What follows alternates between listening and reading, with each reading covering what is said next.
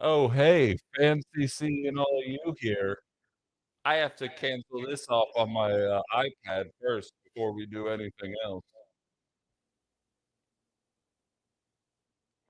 Leave the studio.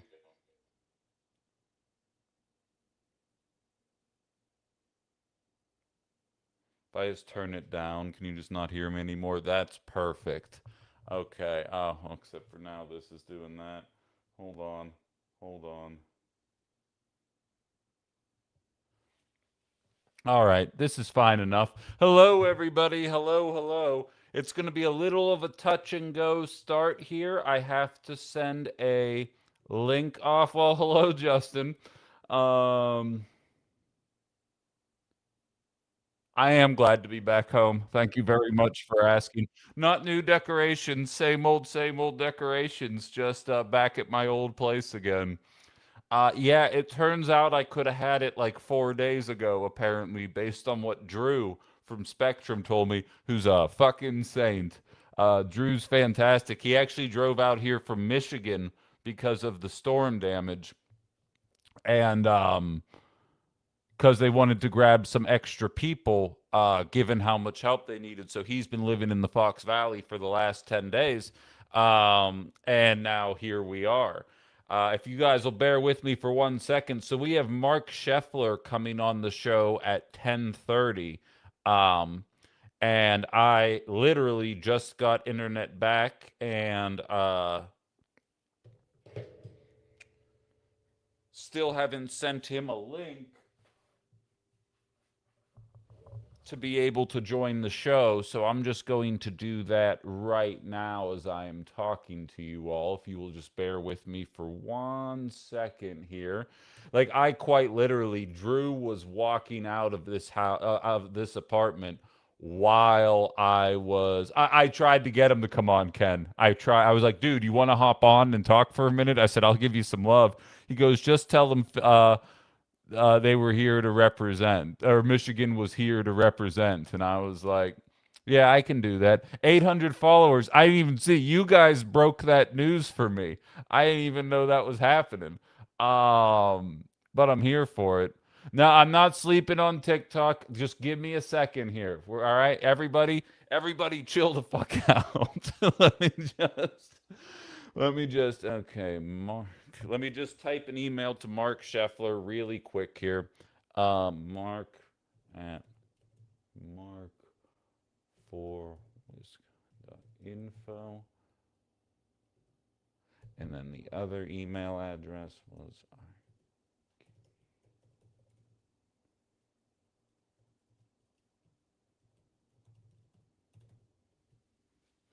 That's what I was going for, Ecuador. I'm glad you picked up on that. Everybody chill the F out. Link for 10:30. I probably should have just taken care of this first.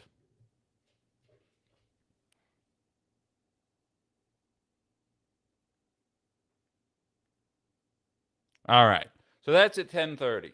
He's coming on. He's running for congressional 8th district against Katrina DeVille and Rick Crossan. I'm going to have all three of them on the program over the course of the next 4 or 5 days. And also now I need to set up my TikTok here really quickly. I sound kind of echoey today. I promise everything will be back to normal tomorrow. Normal for like a week and a half, and then it's going to be all new again. I went and spoke with my mystery sponsor yesterday. I checked out my new space for my professional studio. Uh, we're going to start setting that up this weekend, although I don't know that I'm actually going to move into it until the following week. And then I'm going to be moving everything out of this apartment and moving to another part of the Fox Valley. So even though we are excited to be back, and in all likelihood, probably better than ever, mystery sponsor, not mistress sponsor, mystery sponsor. But we're going to be in a lot of flux here still throughout August, but it is nice to be back. And thankfully, politics has given us enough content to carry me easily into 11 o'clock here today. We might run a little long, and that's all right. It's not like there's any kind of competitive content happening on a radio station or anything, so we can all hang out here as long as is feasibly necessary. Hello, Carla. Please tell all the Discord people that we're up and running on TikTok. Michigan Senate primary, can the Dems unite? Is what KG said. Wait, what don't you get, old lib? Are we going to talk about how labor unions in Wisconsin united to support? Let me check my notes, David Crowley. Yeah, that's an interesting one, and we're going to jump into all of that. No, we still have a guest today, Carla. Thank you very much. Aaron, the intern, just joined via TikTok. Aaron, have you seen what Winona was doing with flock cameras? And I'm trying to figure out why you aren't that badass. But if you haven't seen Winona, which is where Aaron, the intern, went to college, they took all of the flock cameras down in the city all in one night. It all disappeared. I saw somebody post on socials and they said, Minnesota is what Texas thinks they are. Um, and it's very, I found that to be very funny. People have been taking down all the flock cameras they are missing. Yeah, I'm of course not advocating to go and break the law, but I'm also saying, yeah, I feel that you might get some glitches here. Keep in mind that we are up and running for real for the first time in 10 days. I quite literally, he got it to work and I immediately signed on. There was no uh, period where I was like, let me test this to make sure that nothing is going to go wrong. Um, it just said I may have intermittent issues until the problem is resolved. KG is saying she does not have any sound on YouTube. Can you guys hear me? I'm gonna check Facebook through the iPad really quickly here, and then we'll keep going. Um, yeah, Romby, I see your message there. I feel that. You don't say. Skill saw work best on aluminum cylinders. I feel that. Gamer, get to work. Where are we going to be? I keep getting notices that Spectrum is having issues. Yeah, I mean, I do as well. I have been for a while, and Jar Manny has been telling me I get those messages, and I've had internet for a while. And I said that to Drew when he came in. Shout out to Drew. He's a fucking man. But I guess he just had to run some diagnostics on the thing and then got it working. But let me just, I'm still gonna, I see that the sound's working. I'm just gonna hop on Facebook to make sure that we're running through like normal there. Um, and then we will start the show off proper. But if you haven't seen, NBC News called it around 5 a.m. this morning. Most of the mainstream networks are struggling to actually call it yet because it is still very close yet. But it looks as though El Sayed is going to be coming away with the primary victory, although not nearly as close as one was expecting. Um, yeah, KG, it seems like that might be a you problem because everybody else seems to have access to sound. Maybe try logging out and logging back in. And I think that'll probably end up fixing whatever you have going on there because it seems like everybody else can hear me. And congratulations to listener Ben, who's out of surgery and making things and making things happen there. And I see Lori asking, I am on YouTube. Everybody calm down. Today's just going to be a little touch and go, and then we'll be back to normal. Yes, NBC News, like the Channel 12 or whatever the hell it is, Channel 26 out here, it's Channel 12 in Pittsburgh. They have called the race. I was watching all the networks, and I will admit I stayed focused on MSNBC for most of the conversation, and I will explain why in a moment here. But MSNBC interviewed El Sayed for the better part of a half an hour earlier this morning, and still were saying that it was a probable victory, but they weren't in a position to call it there. That wasn't a dolly zoom. That was me grabbing my table and slowly pulling it closer to me as I as I moved back. I didn't want to sit up. Carla has been working on my posture with me because she's a dancer, but you know what? This feels like a lean back kind of day. Fat Joe, you know what I'm saying?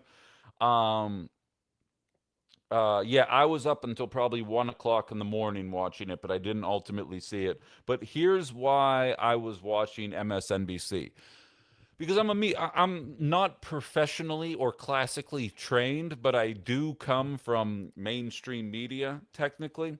And while the previous little radio station that I used to work at didn't have unified messaging, or at least I thought they didn't, um, when I worked in Pittsburgh, there really wasn't a grand directive, right? It's not like we would all sit in a meeting with a news editor, and the news editor or the executive producer, somebody would say, "Here's our talking points. Make sure you hit these talking points." And I don't know if it's that there's more people in media that are worse at the job, or my closeness to the industry has just allowed me to see it better. But on MSNBC yesterday, there were very clearly talking points about the Michigan primary. Allow me to give you an example. Um, and starting tomorrow, I'll have more audio and stuff like that again to be able to back up my talking points. But they would oftentimes position this race as the establishment versus the outsider. And every single time, without fail, on MSNBC, they would say that. And then they would say, but you know what? I don't see anybody actually defining what establishment is. I need somebody to tell me what it means to be establishment. And it's like, I feel like it's pretty thoroughly laid out. Then they accused Bernie Sanders of being establishment. Now, don't get me wrong, as a leftist, Bernie got me off the sidelines, yada, yada, yada. A lot of people have that similar wake up moment when he was in the race and what the Democrats did to him and so on and so forth. There's a lot of people on the left, though, that were frustrated that Bernie Sanders is trying to run within the Democratic Party. They absolutely wanted Stevens. They didn't even hide it. Um, but so they would be mad that he would run as a Democrat rather than as an independent or as a socialist or whatever the situation may be. They said he and Chuck Schumer are the same thing. And it's like, in what world? Like, they officially are in the counter narrative business of progressive politics. And I think it's become abundantly clear because what yesterday says, and it wasn't nearly as much of a blowout as what the polling said. And I hope Francesca Hong sees that and realizes that she shouldn't be reading her own polls until the end because Wisconsin is by no means a done deal, despite what other people are saying. Um, but the fact of the matter is, $60 million came from APEC and other outside companies, AI companies, data centers, you name it.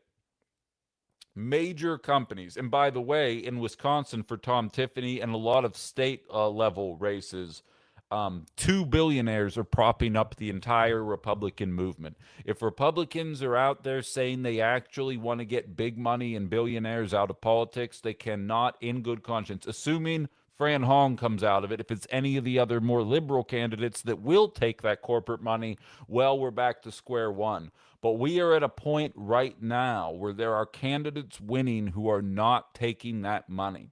Stephanie Ruhle, who is an MSNBC contributor, I think she hosts a show early in the morning, kept saying it's great that you want to get money out of politics, but the money is in politics and you need money to win. Well, one out of two down.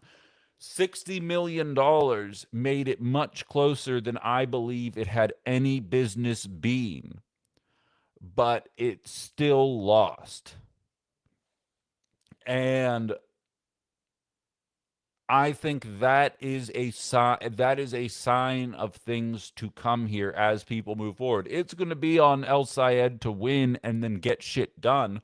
That's going to be an important second step. And my new phrase, assuming Hong comes out of the primary, I keep saying this is a very exciting period for progressives.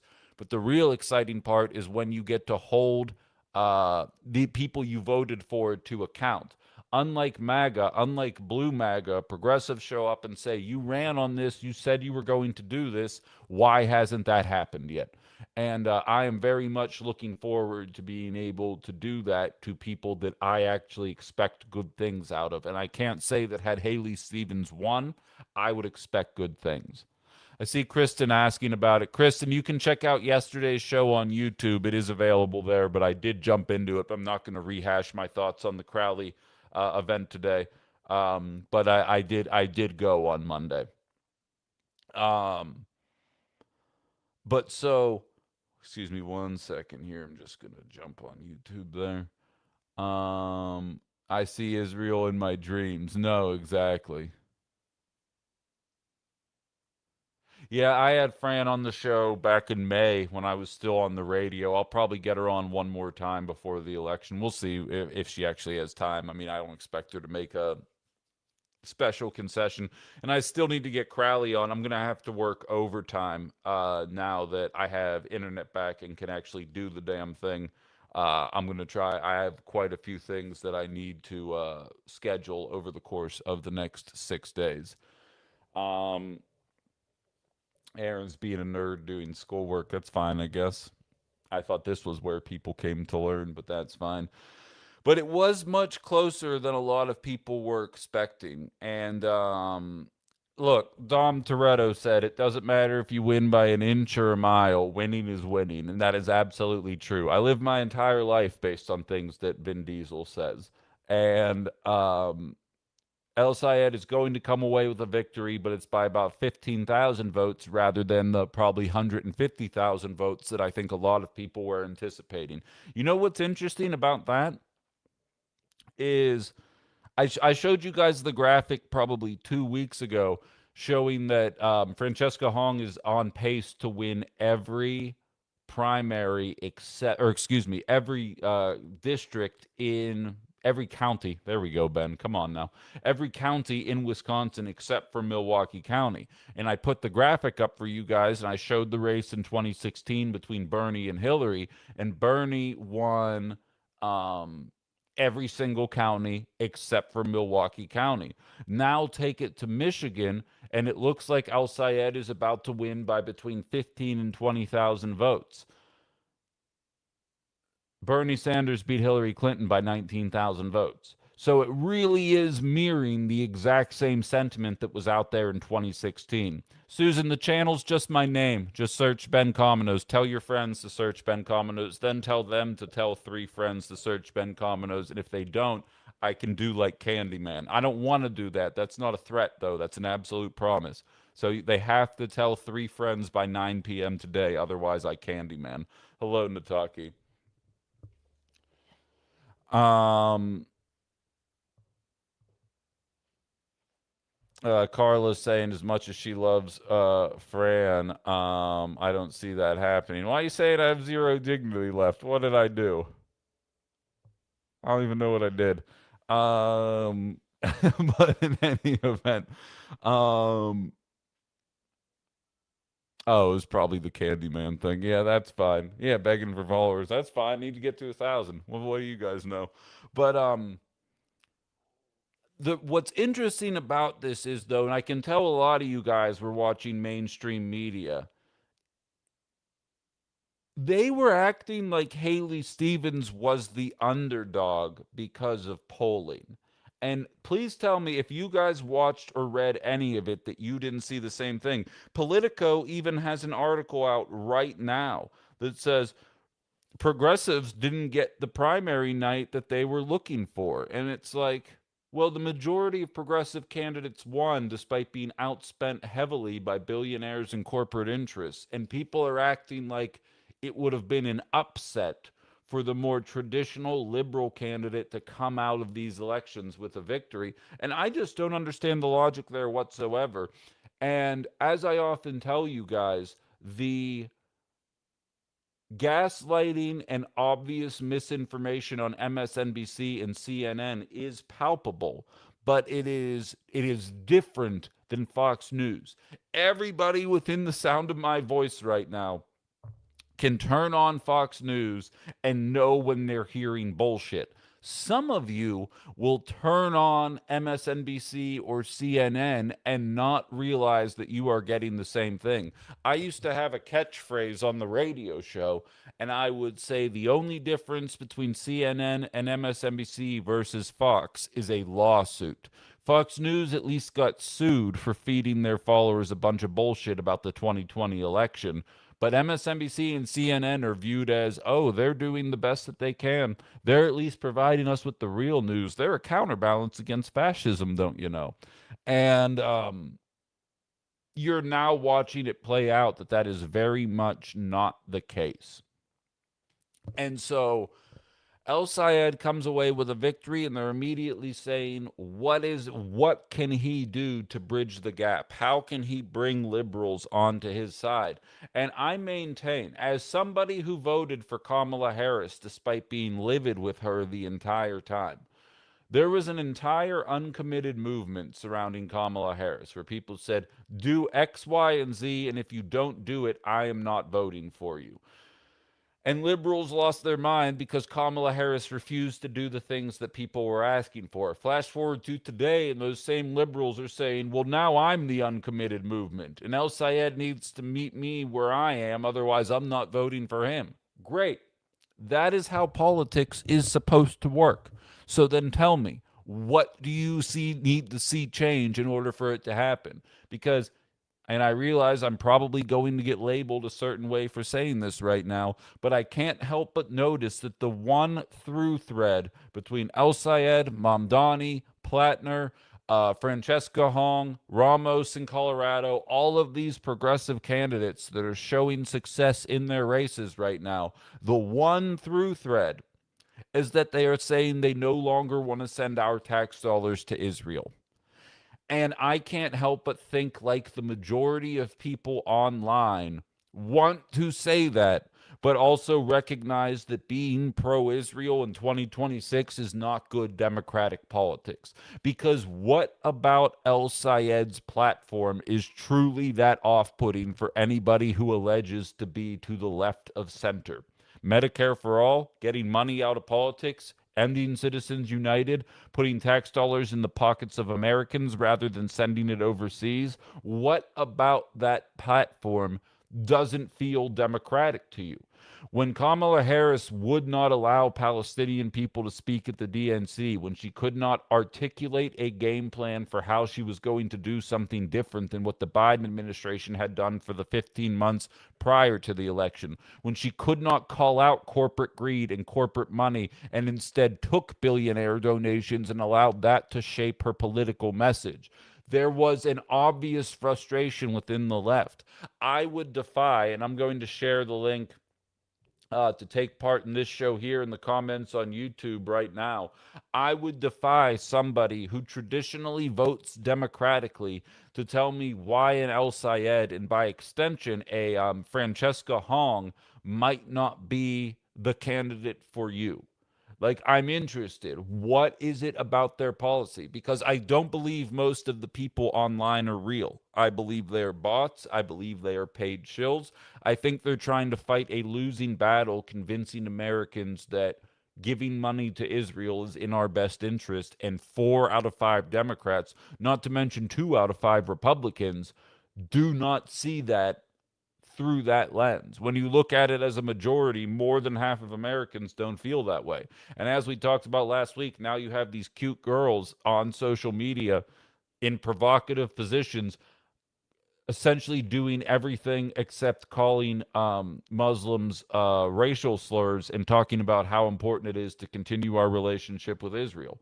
I defy somebody to explain to me what it is about the El Sayed movement, about the Hong movement that turns them off.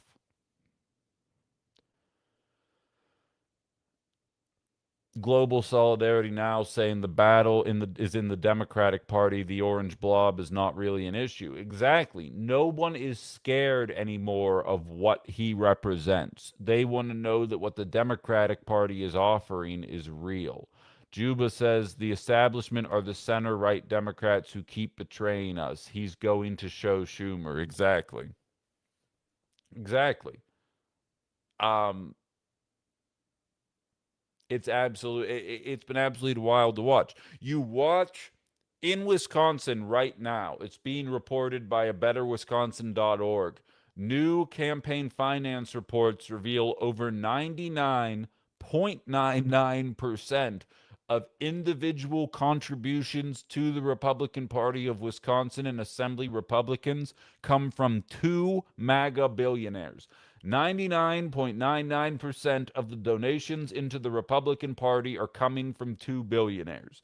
It is such an obvious slam dunk in the era of corporate greed and monopolies and CEO bonuses and payments that are not matching the necessary costs in order for us to meet the basic standards of living. It is such an obvious slam dunk to do the Francesca Hong thing, to do the El Sayed thing, to do the Plattner thing minus, his interactions with women, to do the thing that progressives are doing. Collect money from people based on your message. Because Kamala Harris, if you guys weren't listening to this show in 2024, I would be sitting there saying, billionaires are ruining this country. So many billionaires are funneling their money into the Republican Party, and you can't take this seriously.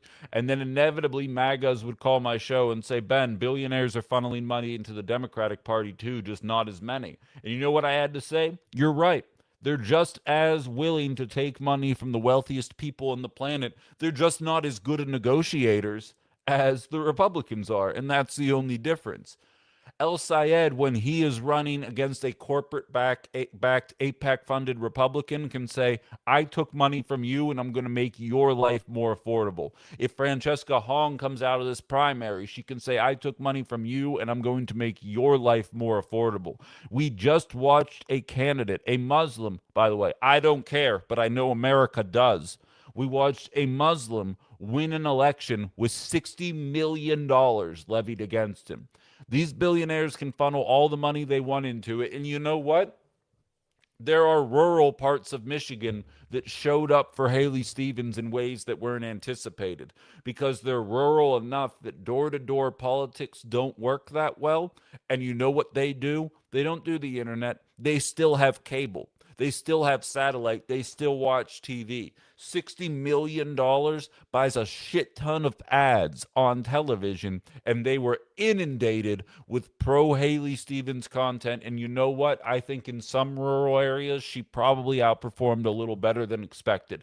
Outside of that, the money did not make a difference. We are in an era right now where if Democrats grow balls or ovaries and do not take the billionaire dollars and actually run on standing up to those corporate interests, they will win infinitely more than they will lose, and they can run on it. Did you see the reaction? For those of you that weren't here yesterday, I mentioned the fact that I've never bought something off of Amazon, and people that were here for their first time were like, "Holy shit! Now that's a flex." That's the reaction that you get, right? I can show up and say, I have not given a single dollar to the real world Lex Luthor. I've not bought a single thing off of his website. I have never paid for Amazon Prime. I've stolen it. I've never paid for it. I never given the guy a dollar, and that resonates with people when you're the guy highlighting that Jeff Bezos is a piece of trash, as is every other billionaire counterpart of his. It's the same principle electorally. If you can show up and say, I have not taken a dollar of corporate money, you will be ahead. You have to have the ideas. You have to have the innate political capacity in order to convince people to want to follow you and believe in you and be able to communicate those ideas in a way that gets people excited. But if you have not taken a dollar from these pieces of trash that are holding us down, it will stick out to you.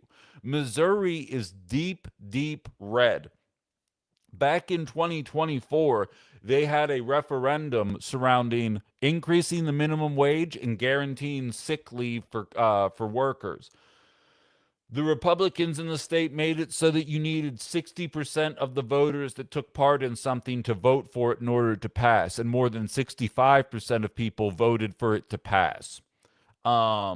And then Republicans did gymnastics to still not implement the referendums on the other side of it. If you guys didn't know, because it's a lesser known story from yesterday, there was an amendment proposed in Missouri yesterday, written by Republicans in the Republican-led legislature. It would require citizen-initiated amendments to the state constitution to win each of the state's 8 congressional districts to pass rather than a simple statewide majority. Because the amendments were progressive in nature. They were raising the minimum wage. They were allowing for abortion. They were allowing for sick leave. And the residents of Missouri wanted that because people are brainwashed by something trans, and they ignore the fact that by and large they agree with progressive politics. When you take the R and the D off of it and just present the ideas, people will vote for it. Republicans proposed a law in order to make it harder for that to happen anymore because they were tired of looking like fools. And the voters rejected it 81.3 to 18.7. Over 328,000 people voted for this amendment, and 80% of them said, fuck off, we want our increased minimum wage and we want sick leave. You can win without taking the corporate dollars. And I see Robin asking that. El Sayed did it yesterday. You can do it. You just have to actually stand up against Israel, stand up against billionaire corporate interest, stand up against the obvious things holding us back. Erica is a new listener here, or wait, maybe not. I thought maybe she was trying to join. Maybe that was a mistake. It's okay. But it is not the scathing indictment of establishment politics that a lot of people, including myself, were expecting. But it is a sign that progressive politics are on the rise in this country.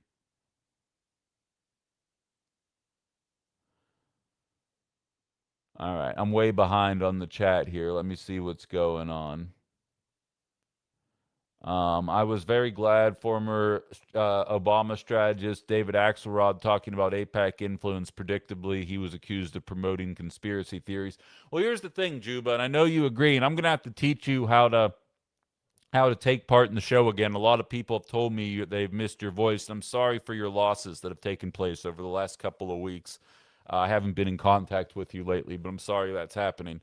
But here's the thing with all that. Democrats essentially called Donald Trump a fake president for the bulk of his first term because Russia got together, put together a couple of memes that a 14-year-old wouldn't fall for, but our 65-year-old grandparents did, and they believed in, Pizzagate and all this shit that was going on behind the scenes.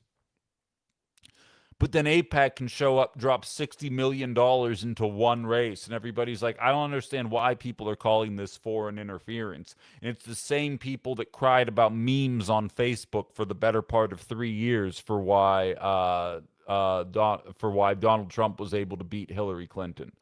I'll never understand it, and I'm not going to be bullied into talking about it otherwise.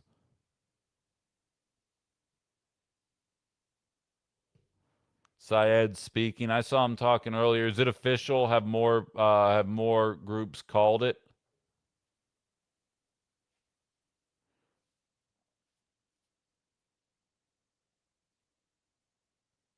I'm assuming that they have here. I mean, I'm acting as if the race is a done deal. I realize there's still like 50,000 outstanding votes with like a 19,000 gap that has to be made up. I find that hard to believe. I'll tell you what, if she does come back, I'm going to become a 2020 MAGA, I'm going to be like, ballot dump. You got cameras on those drop boxes? Do I talk in my sleep? I don't know. I'm sleeping, right? I don't know. You tell me. It's done. All right, good. Good. I kind of anticipated as much.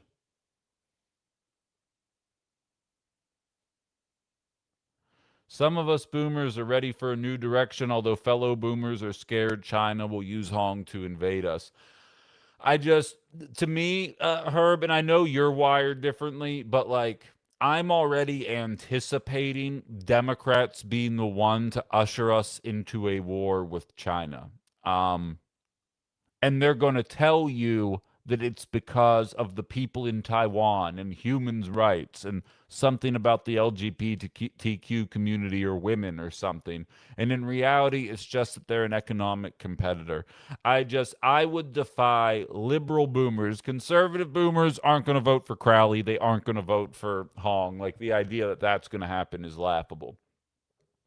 I would say, Herb, anytime you see that, explain the policy that actually scares you. You want to know something interesting? Ken Griffin is a billionaire who lives in New York. Zohran Mamdani cut an ad shortly after winning the mayor's race, standing in front of a Ken Griffin building to tell people about his new tax on homes, second homes over $5 million in New York. And everybody said, this is evil. He is vilifying one specific billionaire. This is what they do in communist China. He's never going to get away with it. He is going to take his money and his business and he is going to take it elsewhere. As per the New York Times less than a day ago, Ken Griffin to stick with Park Ave skyscraper plans despite Mamdani's personal attack and anti-business policies. The idea that wealthy people are going to take their money out of a state because they might have to accidentally contribute to the state that they live in is a line concocted by billionaires that is utterly disprovable every single day. It feels like every single day a new story is coming out to highlight exactly why that line is a line of BS. I would defy liberal boomers to explain to me what is scary about Hong because I don't see it. And as I highlighted on Monday, anybody under 45 does not see it. It is a matter of people over 50 who identify as liberal, and they're not even Crowley people. They were ready to vote for Mandela Barnes, who I would argue is probably the weakest of the five. Well, Joel Brennan's the weakest. Then it would have been Mandela Barnes. And after seeing Crowley speak on Monday, had he been more active on the campaign trail, he probably would have won. I think he's an incredibly impressive political talent. I actually liked a lot of what I had to hear from him.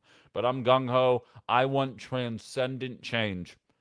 And I am not a minority if you are under 45 years old.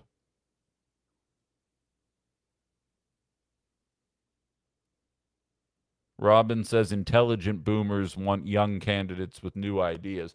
I mean, it should be obvious when corporate interests are funneling $1 billion into the traditional kind of candidates. We all sit here and bitch about the duopoly and the two-party system that has left us behind, and then somebody shows up from outside of the two-party system and people say, I don't know, seems kind of radical if you think about it. Then what the hell? So then we're just doomed to the two-party system forever then.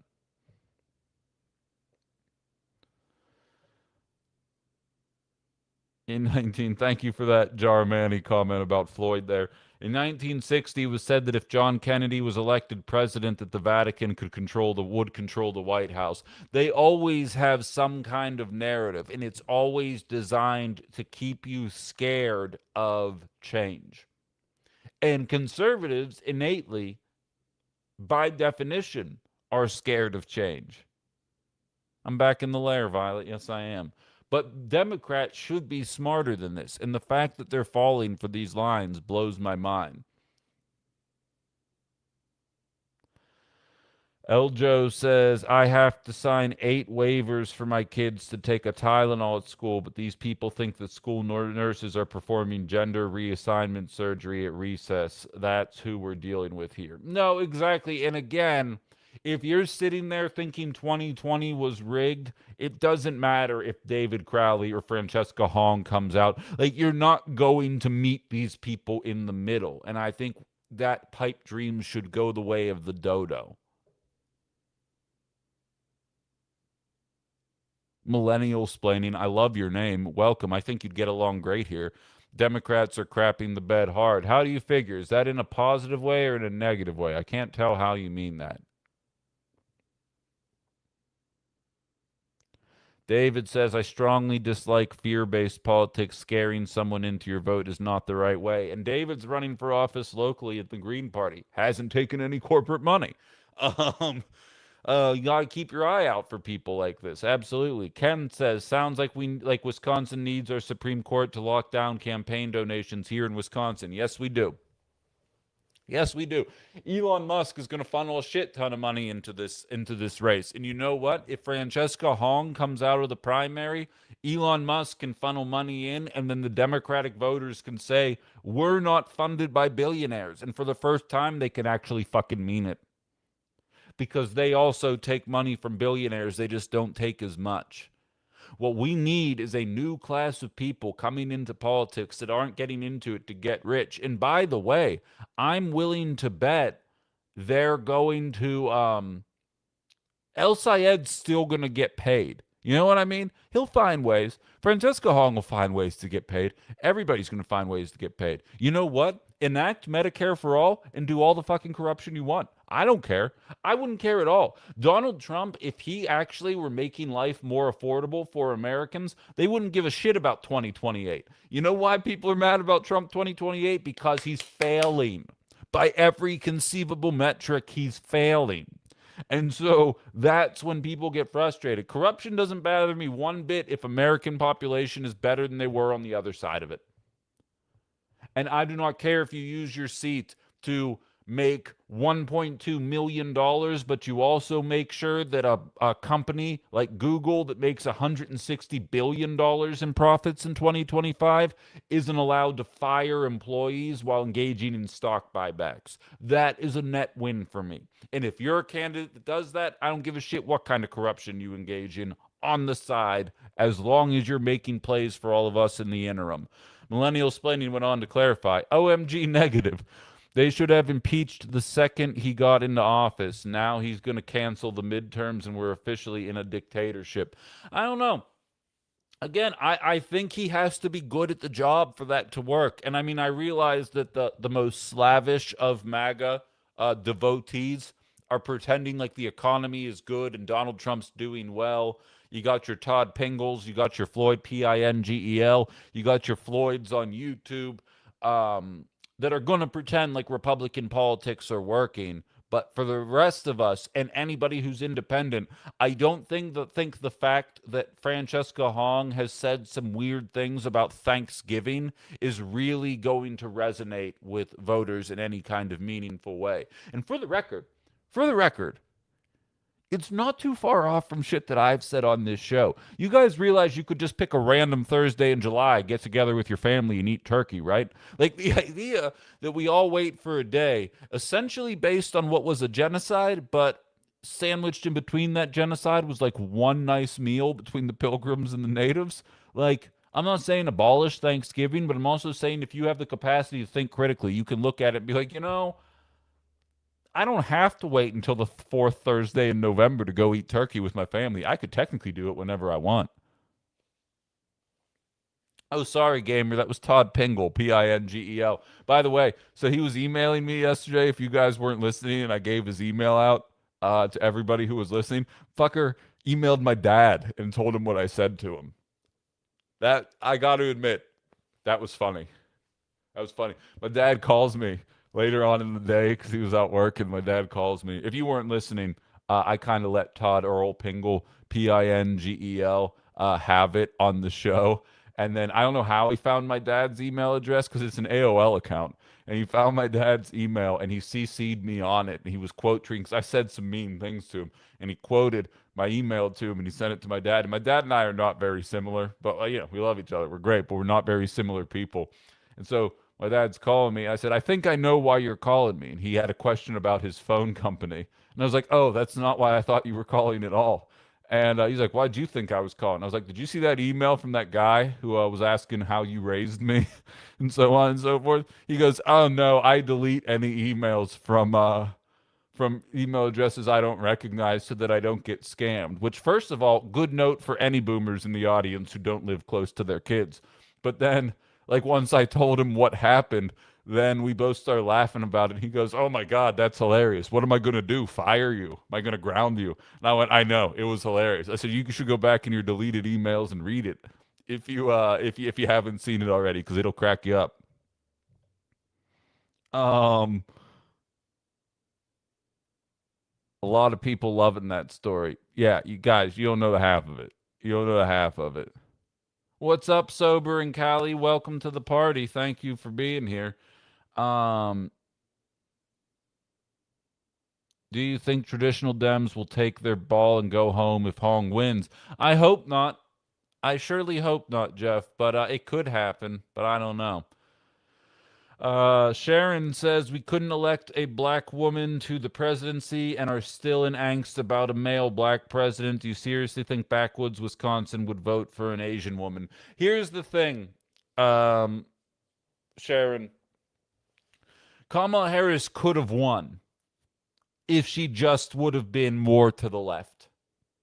They spelled it out in no uncertain terms. It's not like record people showed up to not vote to vote for Trump. It's that 9 million people 18 to 29 showed up to not vote for Harris relative to Joe Biden. And it's not because she's a woman, it's not because she's black. That's what liberals will tell you. It's because she couldn't do the right things. It's because there was a 2-week period where she was willing to talk about corporate greed and then immediately backed off after being bought by billionaires. She was very clearly going to continue to facilitate the exact violence that is still taking place in Gaza and in Lebanon right now, as well as plenty of other places around the Middle East.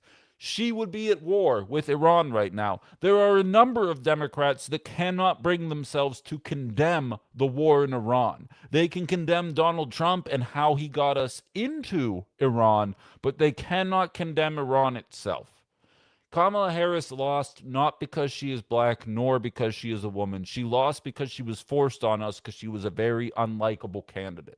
The reason she was forced on us is because the liberals decided to screw over Bernie Sanders in 2016 and in 2020. And when they realized that if they tried to pull that shit again in 2024, there would be a revolt. So they immediately decided to just say, no primary, this is your vote. And if you don't vote for her, then it's a vote for fascism. Do you love your country or not? I was watching people on mainstream media yesterday saying, these are Democrats. I get that the cost of living is really high right now, and affordability is a very serious crisis that we have. But I just wish people could take saving our democracy as seriously as saving the economy. Nobody gives a shit about democracy if you can't afford a home in democracy. I shared the chart yesterday, and it's going to take me too long to find it again for the purposes of today. Grocery prices are up 40% since 2012. There was a massive jump under Joe Biden, and the Democratic Party was trying to convince us that we didn't know what we were looking at. And Donald Trump and Republicans had the luxury of being out of power and saying, you see these grocery prices? This is because Democrats help Mexicans. Vote for us, we'll stop helping Mexicans and your grocery prices will come down. If they stopped helping Mexicans, grocery prices are still shooting through the roof, and a half of MAGA is pretending like problem solved. He's doing everything we asked him for because deep down they just hated Mexicans. A Democrat can now show up with an idea to fix it, but if you're going to show up, just blame tariffs and pretend that under Joe Biden things were trending in the right direction, you're in for another ass beating. They need to wake up to the obvious realities facing them, and if they don't, they're in for another rude awakening no matter who is in office. Francesca Hong is running on the obvious shit. The stuff that young people not only want to hear, but need to hear from their elected officials. Turkey's only for Thanksgiving, says Jeff. Yeah, right. What kind of outside the box? Justin says 4804. I think the Hong voters are the younger generation who sat out previous elections. I agree. Floyd says fuck Mickey Mouse. Why would you want to fuck Mickey Mouse, Floyd? Soul says he should respond and tell him now that you're grounded. Yeah, right. How funny would that be? I have a feeling Floyd might be Todd Pingle. Todd Earl Pingle, Pingel. He's Todd Earl on Facebook if anybody wants to look him up. A post from Dennis Michael Lynch. I have warned about illegal immigration, the Islamic doctrine of replacing Christianity, and China's grand plan to take over the United States long term. Sure. Yeah, you know what? China does have a long term plan to take over the United States. The only problem is Democrats and Republicans didn't give a shit for the last 40 years while they were slowly passing us up. The example I always lean back into is in 2004, we would hear that investing in renewable energy was a waste of time because China was so polluted, was so disinterested in correcting the ways of the past that it didn't make any difference what we were doing. Then in 2024, China was generating so much solar energy that it accounted for 25% of America's entire energy output while we were sitting there debating whether or not we were going to bring coal mining back. That's how China passes us up. It doesn't have, and I know you know this, Herb. I'm not yelling at you. I'm just yelling at the situation. It's not electing a fucking Asian woman. It's ignoring the fact that we basically have seen renewable energy. We could have been at the forefront of this. And it's like in the 90s, if we saw internet coming and we were like, you know what? Seems like a fad. I'm not even sure that climate change is real. Let's just not invest in the internet. And here we are. And they're going to say electing an Asian woman is going to let China take us over. I'm going to be real with you. That's just them telling on themselves.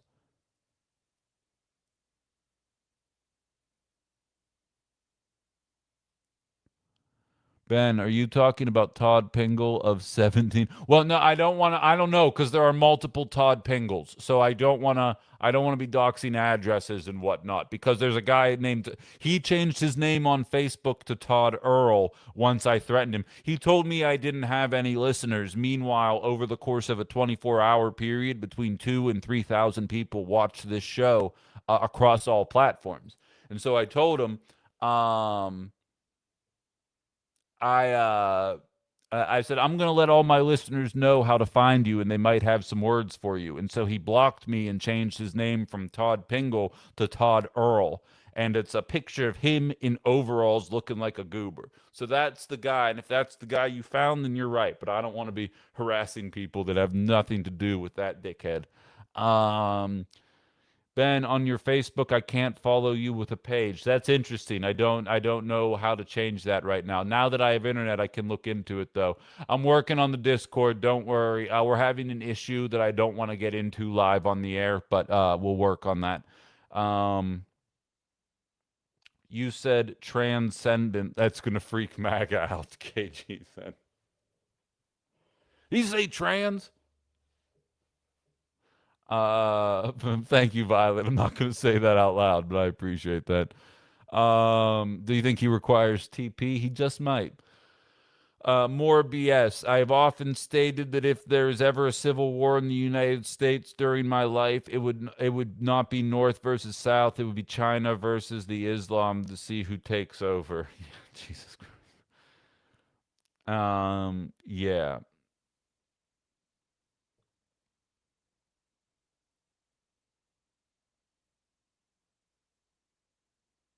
China's leadership is working on a 50 to 100-year timeline. We are on 2 years tops. I created an Instagram post that has over 150,000 views that started. It showed America and China in 2008 in terms of high speed rail, and then America and China in 2025 in terms of high speed rail. And what's funny is because I'm a nerd. I know that the MCU started in 2008 with Iron Man 1. So I did a video. I'm like, in 2008, China started building high-speed rail, and America made the first MCU movie. I said 20 years later, we now have over 30 MCU movies, and here's all the high-speed rail that China has. I'm not saying that's a microcosm. There's like 15 different examples, but that's just one example. And the most frustrating part about it is you see how fast people are trying to put up data centers despite the fact that nobody fucking wants them in America. And yet our government is still finding ways to build these at breakneck speed. But when more than 60% of people in America want high speed rail, that's when we can't figure out how to get out of our own way. That's when the red tape stops the building. You have to ask the question why. And then a bunch of bigots want to show up and pretend um, that it's because we're electing Asian women that things are falling behind. Floyd saying he's not Todd Pingle and then he spelled it wrong in order to cover his tracks. That's exactly what Todd Pingle would say, I would argue. Justin said the same thing. That's funny. Yeah, a lot of you guys did actually. Um, but yeah, I feel that. Um,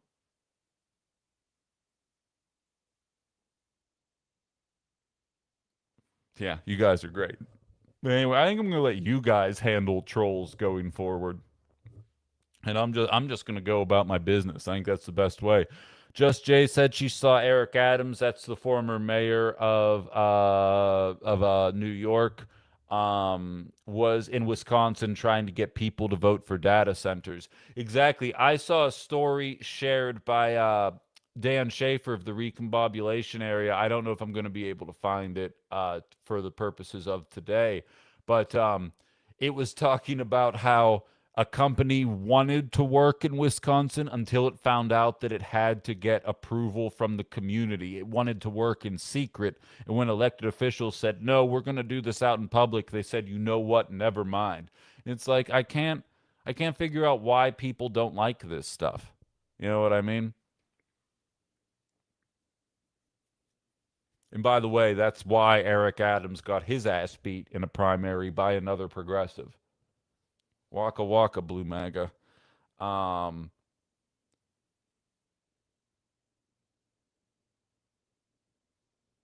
I shall now be referred to as OG Justin. Says I'm on about. Okay, see, I thought the other Justin account was you. Okay, good. You're two different people. That's great.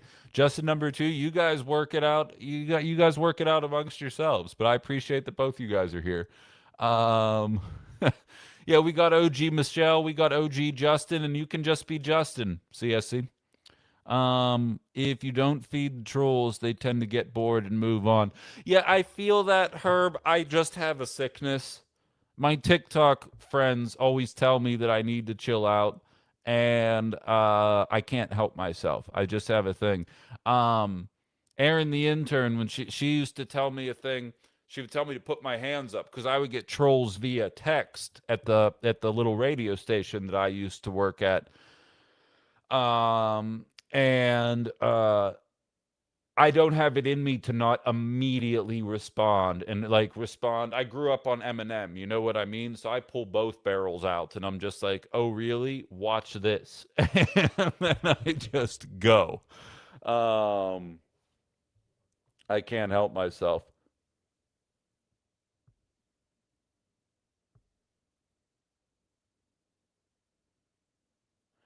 Kristen says my 17-year-old just said his right-wing friend told the group chat Hong is going to cancel Thanksgiving. Exactly. This is what they're running on. But again, if you want to play the Happy Holidays versus Merry Christmas game when nobody can buy a fucking house, good luck. You know what I mean? If Francesca Hong were already in power, maybe this works. It does not work today. If Tom Tiffany agrees to come on this show, he won't. If Tom Tiffany agrees to come on this show, it's going to be about the failings of the economy. It's going to be how the cost of nothing has come down. It's going to be about how we have cut taxes for billionaires, and the only thing that has happened is prices have continued to go up and layoffs have only increased. And he's going to try and make it about 9 transgender athletes. You want to know something interesting? More police officers have been caught using flock cameras to stalk their ex-girlfriends than there are transgender athletes in at the NCAA. They can play this game as much as they want. All it means is they have lost.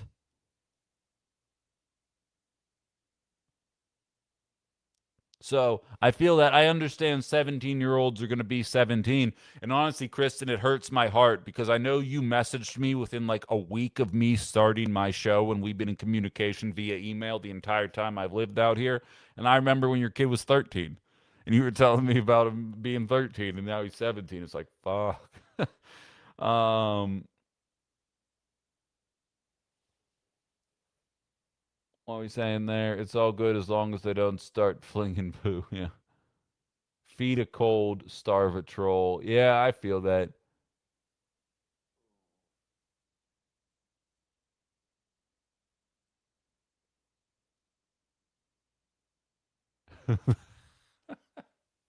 All right, I need to stay focused.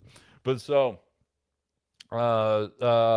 Justin says I looked at Tiffany's latest tweet. Yes, I still call it Twitter. I realize it's dead naming. It's fine.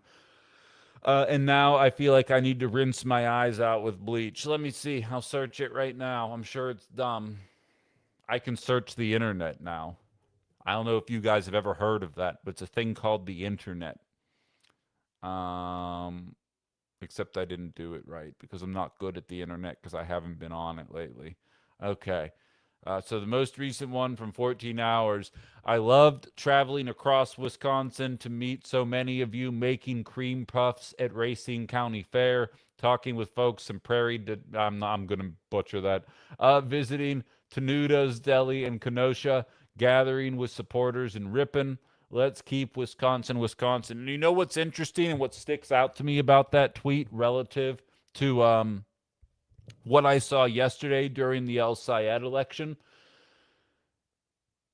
There were a lot of races that happened yesterday, and obviously the Michigan race was taking the forefront there, but there were a couple of other races around the place. And there was one three-way race. I can't even remember the names, and I'll have notes for tomorrow, and I'll be able to do a better job of this. But what I noticed was there was a progressive who was one of the co-founders of the Sunrise Movement, which is a pretty far left climate group, which again, if you believe in climate change, it's time to get fucking serious. Or you don't believe in it, that's fine too. But like, it's time to be serious if we're serious. Um, and then running against other people. And there's Rachel Maddow, you know, the golden goose, the best thing about MSNBC, right?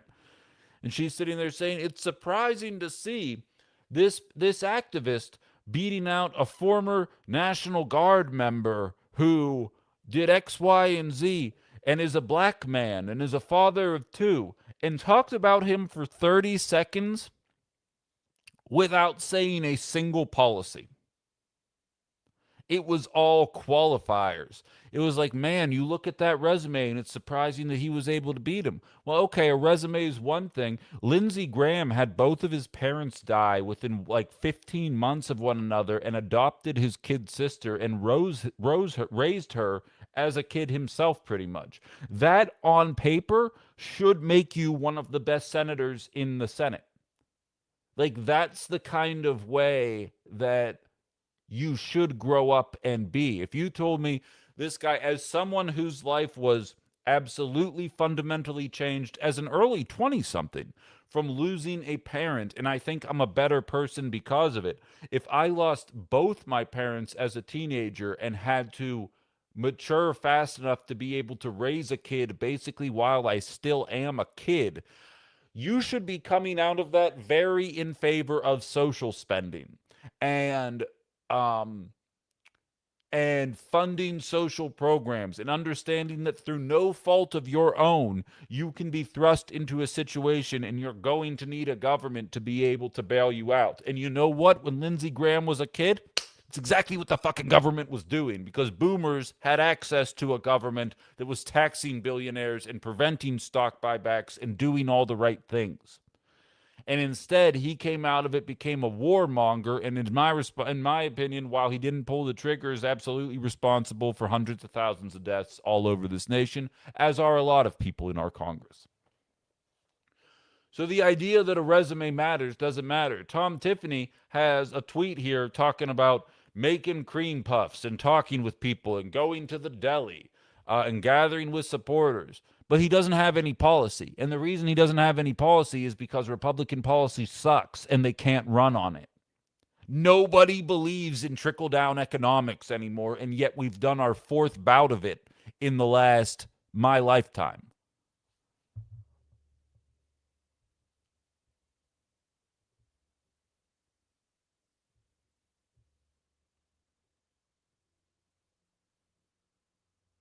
I want him to come on the show, Violet, with a can full of gas and a handful of matches. I feel that. Thank you for the follow, Joseph. My 16-year-old calls his MAGA peers MAGA chuds, LMAO. Dead naming Twitter is a civic duty and expected. I love that they feel comfortable having those convos and calling out chuds. Me too. Right has to use leftist rhetoric to get elected. Exactly. I've said it back when I was on the radio, millennial splaining.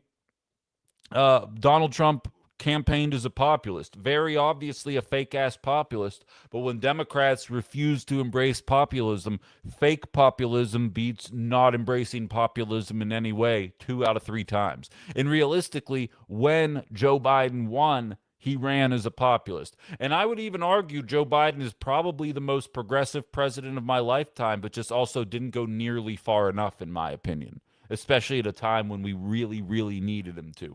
I can think of another old white guy that probably would have gone far enough, or at least would have tried a lot harder to relative to Biden.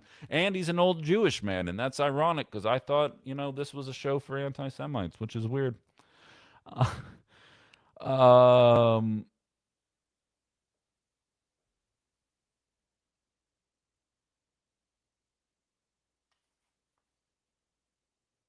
Oh, okay. I see what you guys are saying. His next tweet after that said, "Come and take it, Tom Tiffany for governor," and it's a picture of a turkey. I'm telling you, if this is their strategy, 53-47 Francesca Hong.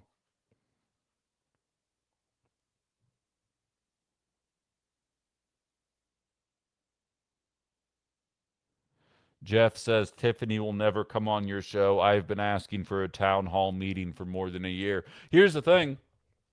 He'll go on the Quartering podcast where the guy wears a Camp Auschwitz t-shirt while mocking Francesca Hong for going on Hassan Piker's show. And then Tom Tiffany turned down a Wiz-Eye interview. Wiz-Eye is C-SPAN. And he wouldn't go on a Wiz-Eye interview because unless it's right-wing red meat nonsense, he's going to take an ass beating. And he knows this. And that's why I don't think he'll come on. But to be perfectly frank, and I'm not even being an ass or conceited here, if you want your voice heard in Northeast Wisconsin while you're running for office, you come on Outside the Box. There isn't a radio station that's doing what I'm doing. There isn't a television station doing what I'm doing that gets real info. He'll go on, and this is no disrespect. Jason Zimmerman's a great friend of mine. He'll go on WBAY and get interviewed by Jason Zimmerman because Jason's incredibly professional and will not actively attack any candidate. He'll ask the question, let you answer the question, and then move on, even if what you said is absolute bullshit. And you know what? Even though like I personally don't have that in me, that's what news is technically supposed to be. You ask questions, you get information. There should be follow-ups. There should be some evidence about that. I see my guest popping through. I'll bring you up in a second here, Mark. But fundamentally, if you want your campaign seen in Northeast Wisconsin, you come on this show. There's a lot of speculation that the governor's race is going to run through the Fox Valley. If you want your voice heard in Northeast Wisconsin, this is the place. And so I'm ready to start an email campaign. Let's all start asking him to come on. I would give Tom Tiffany a fair shake, and I think he should come on and have a conversation with us. I think that would be beneficial for everybody, and I think we all probably agree with that.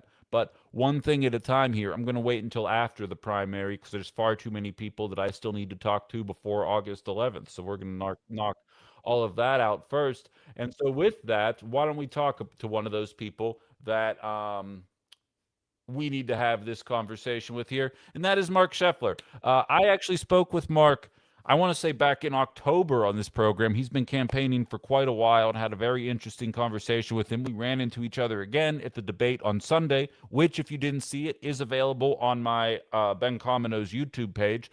And I'm going to have all three candidates on before Tuesday, so you guys can get your fair shake here of everyone here. Mark, I'm going to bring you up. Don't be making any funny faces here. Here we go. Oh, can I Bang, there we smile? are. Can I Oh smile? no, I'm struggling to hear you though here. Oh, you know what? That's because I muted the thing. Here we go. Go ahead and say something for me. Hey, can I smile? Is that okay? Yeah, that's absolutely all right. How are you this fine Wednesday morning? I'm great. Your studio looks much more comfortable than the last one. Yeah, we're in the interim right now. I have a surprise studio sponsor, but I'm not allowed to say anything until the end of the month, and I'm going to be in a much nicer setup coming up here. So, Mystery drama, gotta draw it out, and yeah, yeah, you and should. who knows? You may be taking part in that studio as well here in a month because we're in crunch time here.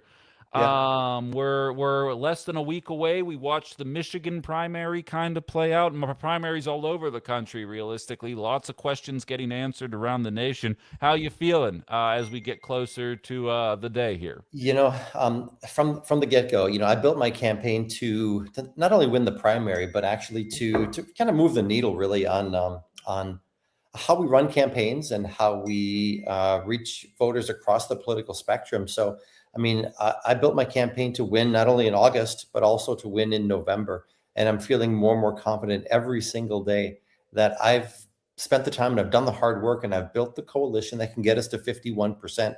We haven't been there in 18 years. I mean, we haven't won an election since Congressman Steve Kagan won back in he won in 2006 and then won again in 2008.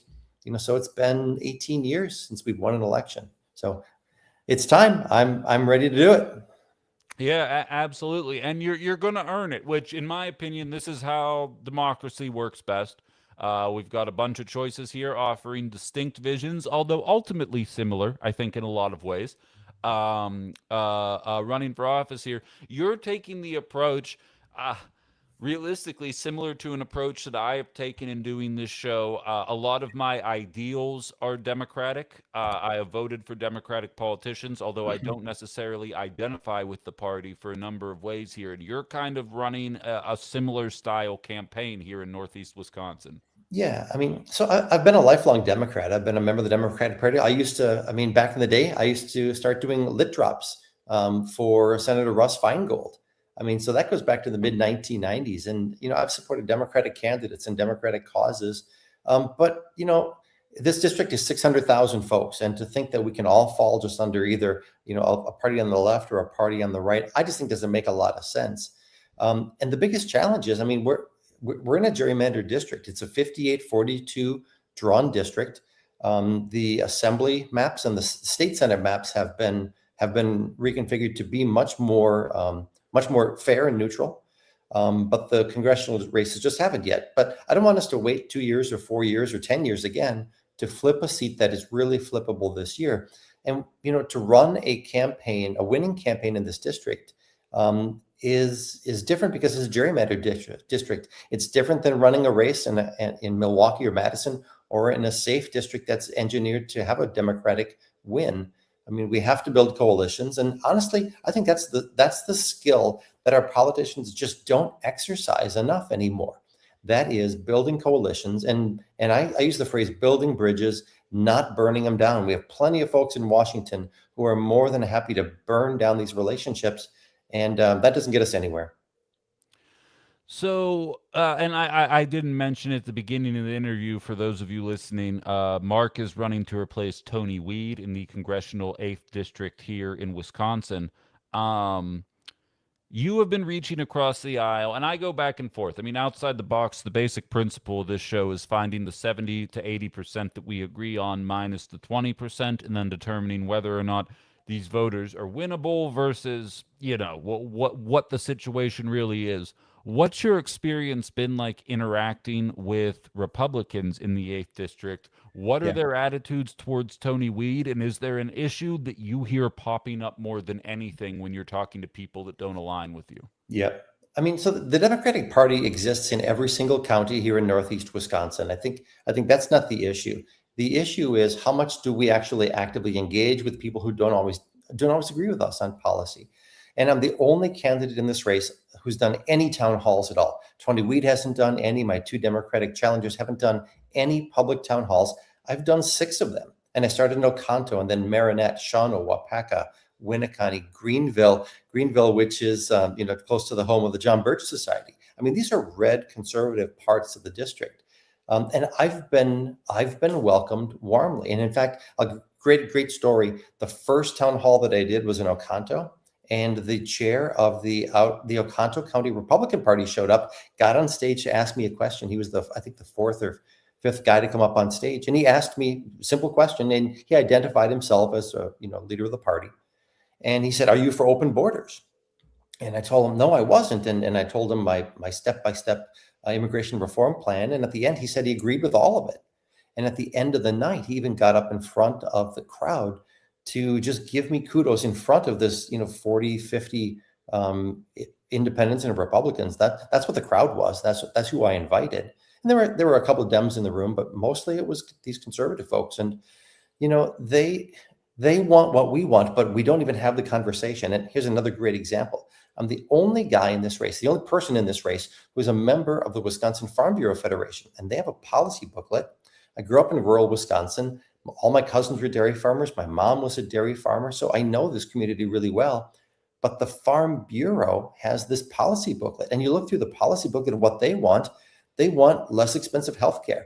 They want new agricultural markets. They want renewable energy. They want a carbon market, carbon sequestration market. They want investments in education and job training and rural healthcare.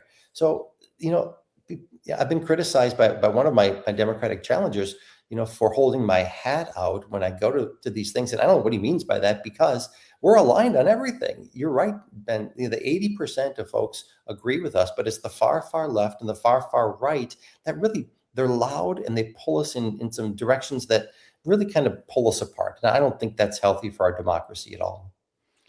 So you've made clear your statement on open borders, which feels like, well, I think we both have the same feeling on what's going on there. Yeah. ICE is another thing entirely here. How are you bridging that gap with the people? I mean, I've been very vociferous about my frustration with what ICE is and the way they're Yeah. operating. How are you towing that line? Because it's of my belief, and tell me if you think I'm wrong, but it's very hard to out-Republican a Republican in this matter. Yeah. And so if there's people that are in favor of what ICE is doing, it's kind of hard to meet them in a middle with that. So what are your attitudes towards ICE, and how do you move forward there? Yeah, no compromise there at all. And in fact, in Oconto Falls, there was a farmer who was featured in the New York Times. I visited his farm. He invited me to come up and visit his farm back in March of this year. Of all the farms in the district, I mean, this guy, he was the past president of the Oconto County Farm Bureau.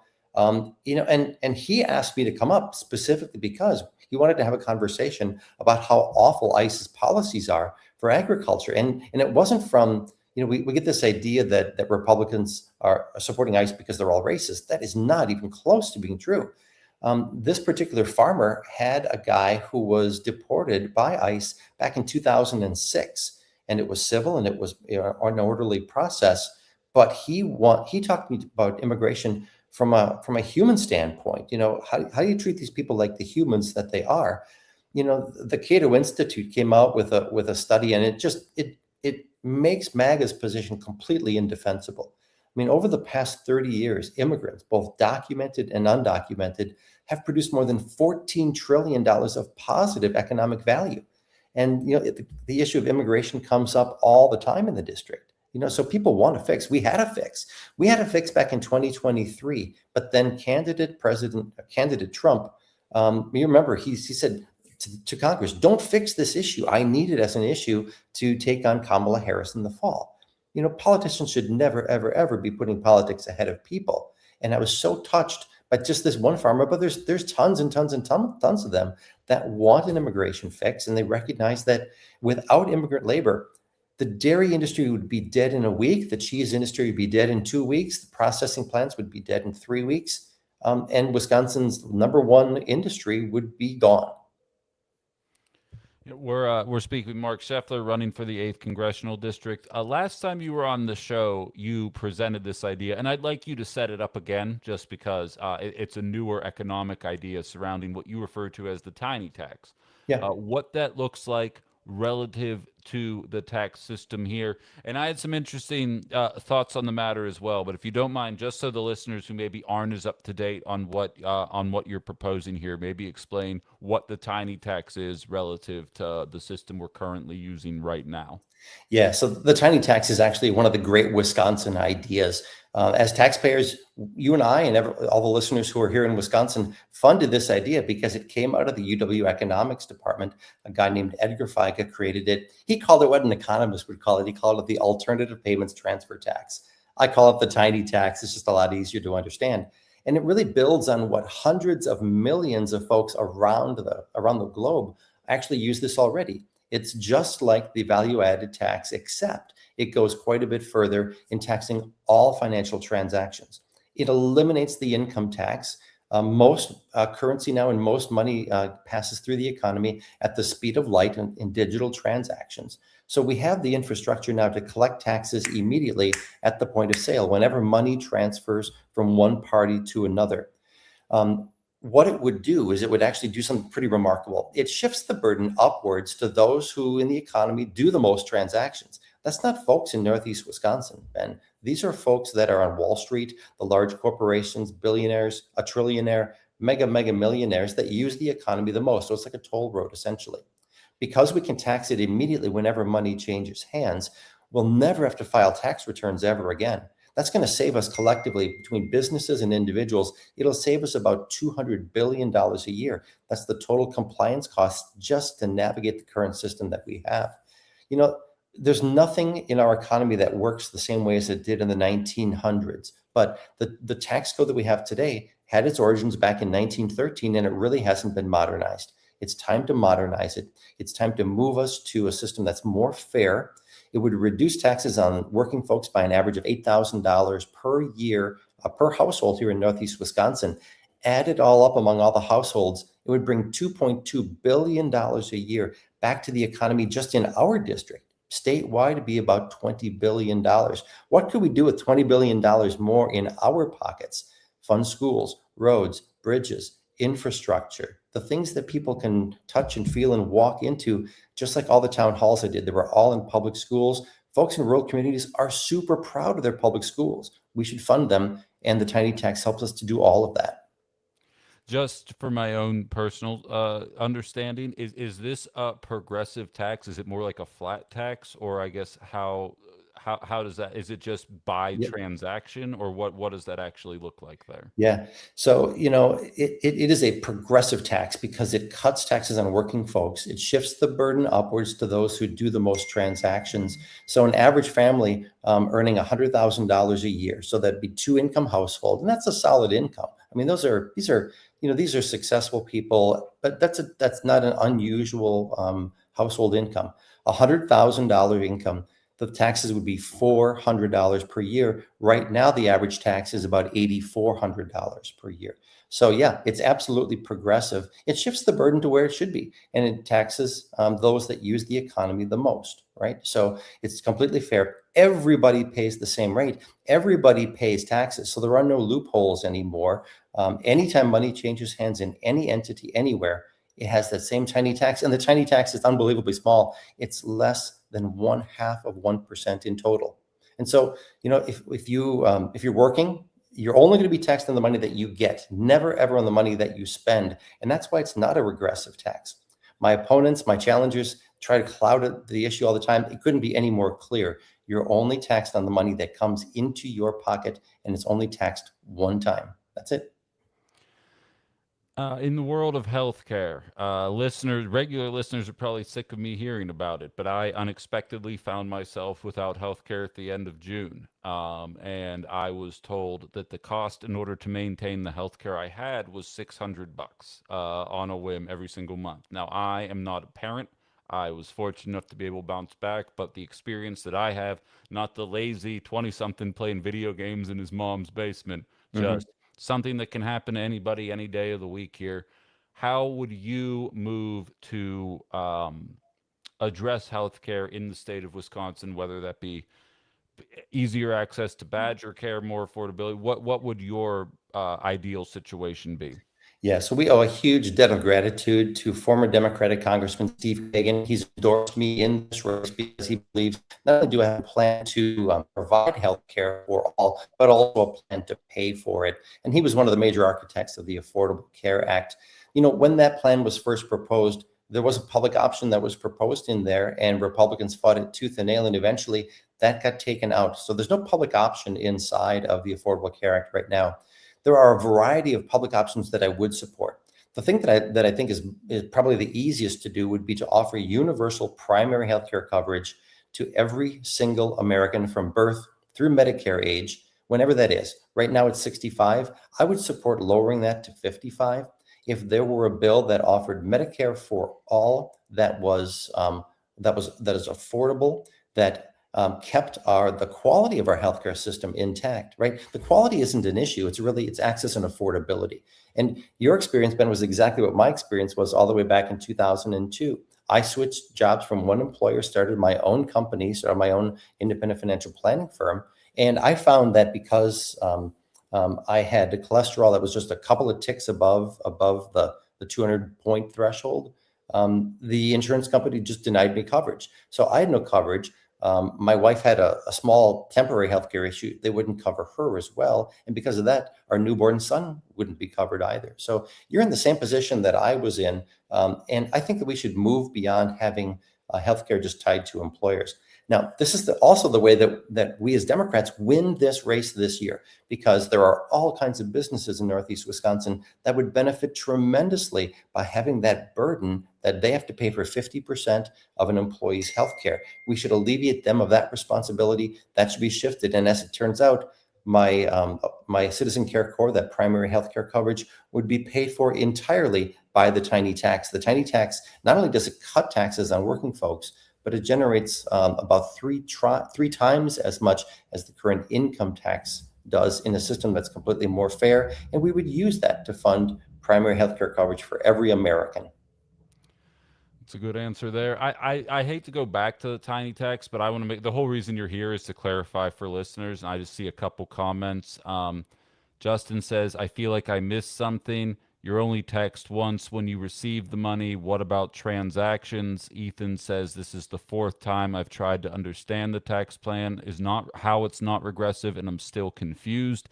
Somebody else on my TikTok live said that it's kind of like replacing income taxes with tariffs. Can you clarify a little more for the people that have these questions, please? Yeah, not at all tariffs. Tariffs are money that comes that's on trade, and this isn't on trade at all. So imagine, for example, I'm a working person, and me and my spouse, we've got $100,000 of income. That $100,000 comes to me, and right now the income tax, the average effective tax rate is about 8.5%. You're taxed when it comes in, and then when you go to spend that money, you're going to pay a sales tax to the state. Again, we're only talking the federal issue here, right? So there's a state sales tax. I live in Outagamie County, and there's an Outagamie County sales tax as well. Those are regressive taxes because those hurt people who are spending all of their income. So the tiny tax doesn't do that at all. It's not a sales tax. It's not a tax on a person who spends money or takes money out. It's a tax on when you receive money. So when that money comes into you, it's going to be taxed, and it's going to be taxed one time. Now, if you are a wealthy individual that has investment accounts, for example, whenever your manager or you do a stock sale, that would be taxed as well, because that's an exchange of money going from a buyer to a seller. Now, see how that's fair? Because poor folks, people who are living in poverty, don't tend to have investment accounts. So those that have investment accounts that are benefiting from the beauty of our capital system is they should be paying a bit more in taxes for using that system, right? So, it's not a tariff at all. It has nothing to do with tariffs. Couldn't be any further from that. And just, don't overthink it. It's just super simple. You're taxed on the money that comes into your household. That's it. Thank you for the clarification there. The moment during our portion of the debate on Sunday that got a little bit of a gasp was surrounding two of the three people on the stage, yourself included, expressing a little consternation, pushing back against data centers. Now I'll allow you to identify what that looks like there. Seems like a hot button issue here. You talk about reaching across the aisle, and I can tell you, data centers seems like an absolutely obvious way to approach it there. Your Yeah. philosophy on these buildings going up, because we're obviously going to, I've been saying it for a while. Wisconsin has a lot of freshwater lakes, and I feel like we're ground zero for a lot of people looking for this stuff here, and a lot of people are concerned about it. So, what does that look like were you to come away with the win here? Yeah, I mean it's just another step in our advancing technology. The data centers are going to be built somewhere, and I would much rather have them be built in Wisconsin. They do add a tremendous amount to the tax base for a lot of these rural communities, and that's something we should all be in favor of. They do create construction jobs. That's a positive thing. My support would be making sure that those are union jobs and not just union jobs. And certainly those should be construction jobs for folks who are here in Wisconsin, right? If we're going to build them, that makes sense. But people in rural communities are right to be concerned about the noise. They're concerned about the water quality issue, and they're concerned about the electricity. So the electricity, we can kill two birds with one stone. These things do consume quite a bit of electricity. I would be supporting either a 1 or 2 year moratorium to give us time to create the world's largest renewable biomass market that our farmers can use to grow crops that can be used for electricity generation. I grew up in Marathon County, in the little town of Rothschild. There's a biomass plant right there. They power 7,000 homes with clean, renewable energy produced by wood chips that are from one of the paper factories up there. There are crops that we should be growing in Wisconsin. Do you know, Ben, these big ships that are coming into the Bay of Green Bay, every year we bring in about 5 million metric tons of lumber and pulp that are coming in from Brazil. Where are they getting it from? It's either from plantations down there, and those are subject to tariffs, or they're cutting down pieces of the Amazon rainforest, shipping them up here to make paper and cardboard. Farmers should be growing that stuff here, and that's why I'm building on what they've done at the University of Wisconsin in their advanced ag program. They're coming up with some amazing advancements in industrial crops, and one of them is a beautiful crop called giant miscanthus. It's a prairie grass. It grows 12 feet tall every single year. Farmers can grow it, cut it down. It'll grow back on its own the next year. No herbicides, fungicides, pesticides. That's the kind of thing that we can use for electricity generation to power these AI data centers. Now, we've also got unlimited geothermal cooling right below our feet. 5 feet down underground, it's 55 degrees down there. So we can absolutely be cooling all of these facilities with geothermal, just like they do at the library here in downtown Appleton. And I would say also, that's the original data center that we should be sure that we're funding before we fund any of these building projects for artificial intelligence data centers. Libraries are the original data center. Speaking with Mark Scheffler, Congressional District 8, running in the primary this Tuesday. Just about out of time here, but a couple more questions.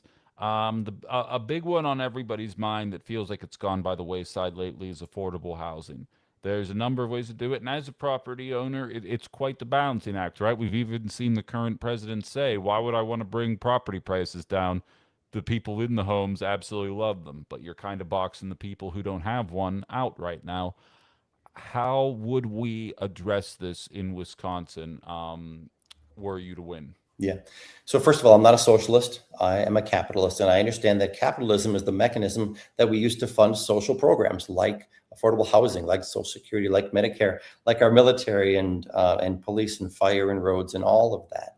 And housing should be a big piece of that too. I mean, anyone who understands capitalism, who really understands capitalism, understands that it only works when prices are going up. When prices are going down for anything, like happened in the early 2000s with the dot-com blow up, or what happened during the Great Recession. We had massive deflation there, and that causes all kinds of problems. For better or for worse, the system that we're in has some real problems with it. And so, like in healthcare and housing, those are the kinds of things that we shouldn't necessarily just rely on capitalism alone to finance these things. So I was asked, you and I were at the debate on Sunday night. Well, the next night up in Brown County at UW Green Bay, there was another debate up there. And one of the questions was, what do you agree with on the Trump administration? And boy, that's a hard question because there's just not a lot there. The only thing that I said that I agree on was a prohibition on for-profit corporations owning single-family housing. That would go a long way. But all of my opponents and even folks on the right are talking about, how we can possibly bring prices down. My tiny tax reform puts $8,000 a year in the average household's pocket. And so that's money that we can use to spend on the things that we really want to be spending more money on, including housing here in Wisconsin. We shouldn't have to have families waiting until they're in their 30s or 40s to get their first starter home. And we've got a big issue now here in the Valley as well, because the housing stock now in Menasha, because of the tornado, I mean, there are hundreds and hundreds and hundreds of households who are now displaced from that. So if we don't have a solution at the federal level and the state level to finance more affordable housing, and part of that's through the insurance markets here too, I mean, those are the kinds of things that people do want to spend more money on. They don't want to be spending money sending bombs to Iraq to blow things up. They'd much rather have us spend the money to build things here. And so that's something super important to me. We're just about done here, and I end every conversation the same way. Regulars know what I'm about to ask you. There's probably 15 more topics we could cover, but then I'd have to talk to you for 3 hours here. So I always give the last question as kind of like a blank slate. What's one thing we didn't talk about here, whether it's a final pitch, an issue you wish I had brought up, whatever the situation is? Floor is yours for the next couple minutes. What's on your mind? Yeah, so this is one that's right in your wheelhouse, Ben, and it's the thing that I was at the Adam Kinzinger event up in Green Bay this last week, and someone in the crowd asked him what he thought the most important topics in Wisconsin are right now. And Ben, this is in your wheelhouse. It's just simple. It's tribalism. It's just thinking that we're all Democrats or we're all Republicans. We're either urban or rural. We're either black or white. We're either man or woman. And there are so many variations across the political spectrum, the human expression as well. And so I think, I get this question all the time. Hey, aren't all Democrats exactly alike? Well, we're not all exactly alike. And look at the slate of gubernatorial candidates. Look at the slate just in the congressional races too. I mean, I'm so thankful that we've got a primary this year, because voters for the first time in 20 years actually will have a choice of who they want to represent them on the ballot in the fall. We've never had that choice. And despite efforts by some people running in this race to try to get me and Katrina knocked off the ballot, voters do have a choice. And I think that's a remarkable thing. Each candidate brings strength to the table. My strength is just simply this. I know the math. I know what the job is. And the job is to get us to 51%. And people are counting on us to win this seat now. I don't want to wait 2 years or 4 years or 10 years to flip this seat. I want to win the seat now. And we can do so if we flex the skill that most politicians have just forgotten about. And that's the skill of building bridges, not burning them down. To me, that's the thing we have to fix. And that's what my candidacy has been about from day one. We're speaking with Mark Scheffler, 8th Congressional District, Wisconsin, looking to replace Tony Weed. Primary is this Tuesday. You all know that if you're watching this show, though, so make sure you get out there and vote. Thank you very much for being here and breaking down your platform here, and good luck on Tuesday, and we'll be in touch. Yep. Love the studio. Thanks, Ben. Yeah, thank you. Take it easy. Yeah. Bye. Well, there we have it, guys. Good stuff there. Good conversation. I saw the comments popping off quite a bit. I'm down to stay a little longer than usual today since we got a late start. I'm going to post the StreamYard link right now for anybody else that wants to join. If you guys have thoughts, I saw Alex was really digging what she was hearing there. Allie, I think this is all positive. Just Jay, Violet, Carla. Yeah, look. Ben is sending iWebs. Nah, please.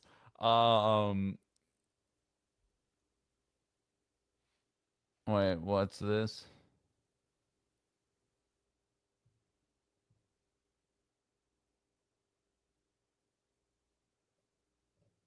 Yeah. Yeah, I pay for 2.5 hours. I should get my money worth. We only do 2 hours on this show, Alex, but I'm down to stick around a little longer than usual today because it was a late day. Seems like a lot of you guys were a little off put by the data center comment. I saw OG Justin saying they're kind of inevitable. A lot of you guys kind of feeling like that might not be the case. I tend to trend towards that as well. It's an you guys know where I feel on the where I come down on the data centers, and you also know I tend to back off during the interviews like that. But I don't believe that there is a lot of economic benefit to building these once they are built. And it can kind of tell by the way a lot of you guys are reacting that you seem to kind of fall into that same camp. Um, Ali's saying, let's just say that that's true. We don't need the AI that the data centers are for. I agree. First timer here. Hello, Lisa. Thanks for being here. Who do you think's got a better dance moves between El Sayed and Mike Rogers? Obviously, El Sayed. You kidding me? Does Mike Rogers look like he busts a groove on the dance floor? I doubt it. Um, Violated Elf out in California says we shut down a proposal. Oops, where'd it go? We shut down a proposal for one of Mount Shasta at headwaters of the or headquarters of the or headwaters of the Sacramento. We don't need more than we need clean water. I mean, I agree. Yo, oh, whoa, hey, oh, I agree. I'm with you guys. Anti-data center guy over here. I'd argue if it weren't part of Francesca Hong's platform, she'd probably be losing right now. Um, I think that is the perpetual gap bridge that people are looking for right now. Violet saying, I saw a TikTok showing the data centers in Ohio. They are massive. And again, there was a $10 billion data center scheduled to be built in Wisconsin. And then when the whatever company was putting it there was told that the public would have to be informed, they pulled out. Like there is a lot of skepticism that people don't trust. The reactions, I saw the attitudes towards Mark shift in the comments the moment he said that. Some of you guys are like, I actually like a lot of what's coming out. And then the moment that happened, it was an immediate pivot. And I'm not knocking anybody for that. Everybody's got their own thing. But I think in terms of popular politics, I think you should politic the way you believe. I don't think you should be putting a finger up to the wind and figuring out what people want to hear. I think you should be presenting who you are as a person and allowing people to make their decisions. And like realistically, you shouldn't be attacked for that. But I disagree with the. I don't think they need to be built. I don't want them anywhere near me. I think our environment, although we've been shitting on it my entire life, is more important than to preserve than building more of these data centers. Um, and as long as the public stays active, I think we'll get that.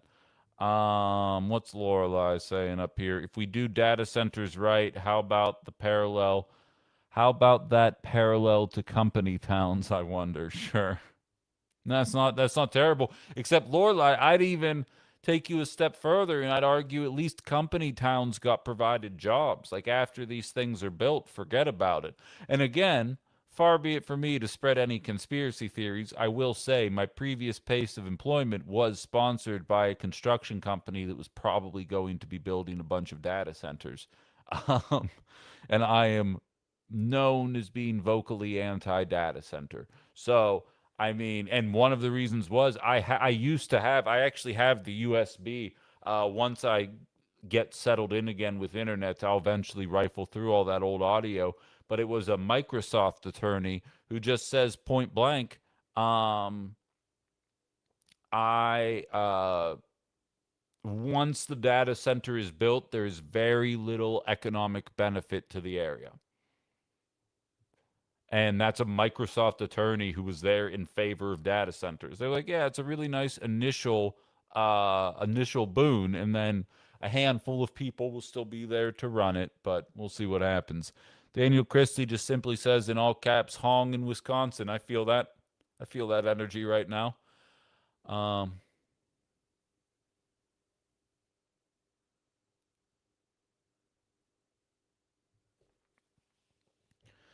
Lisa says he does at the disco. He's a little old, but you know he can still move for someone whose pockets are loaded with corporate money. Wait, which one we talking about here? We talking about Al Sayed or Mike Rogers? I'm assuming I didn't see the video. If he was busting a move, this joke is going over my head. Unfortunately, I didn't see what you're talking about. TJ says Bold of Mark to admit out loud before the election that he'll sell us out to developers without a second thought. Alex says, I think more people in power need to start being scared about talking nonsense.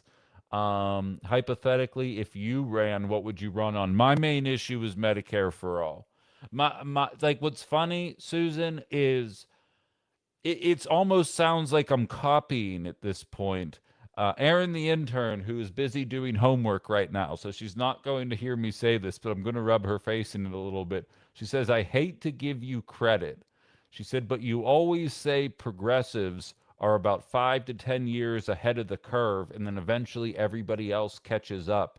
And everyone in the Democratic Party is talking like how you were talking on Outside the Box in 2022, and everyone's just acting like that's how they always talked.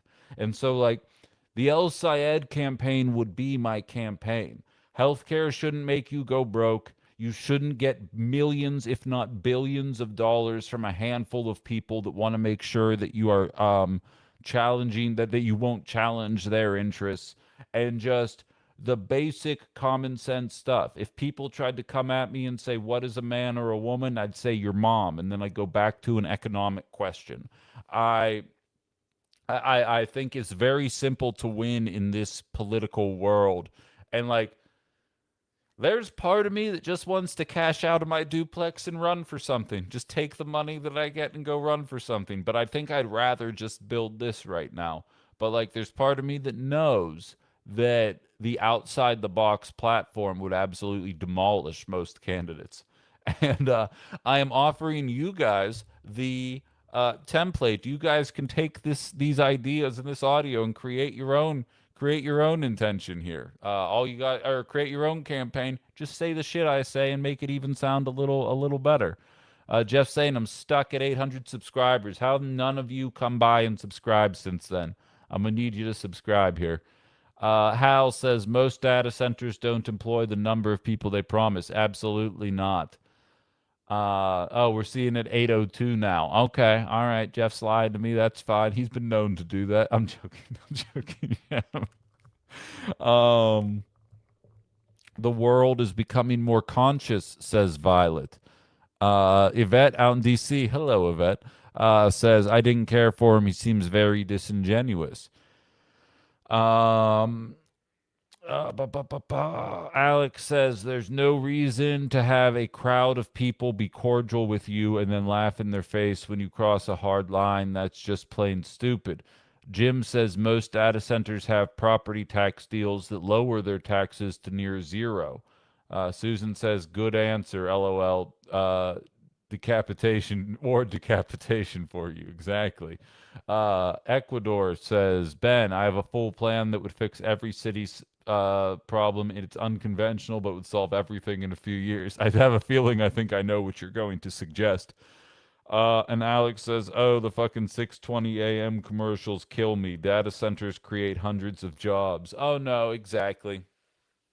Exactly. Although 6:20 a.m. is a much better a.m. news station to listen to in Northeast Wisconsin than any of the other ones, I can tell you that. And they carry the Brewers games. I don't know if you guys knew that, but WTMJ AM 620 carries the Brewer games and probably does have the best AM content available in Northeast Wisconsin. So if you're not listening here, go ahead and check them out.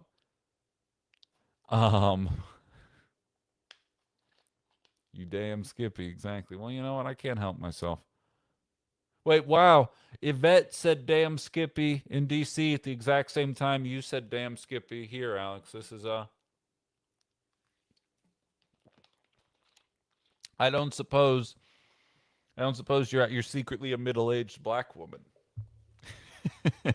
Who's my favorite TikTok interactor that I've had.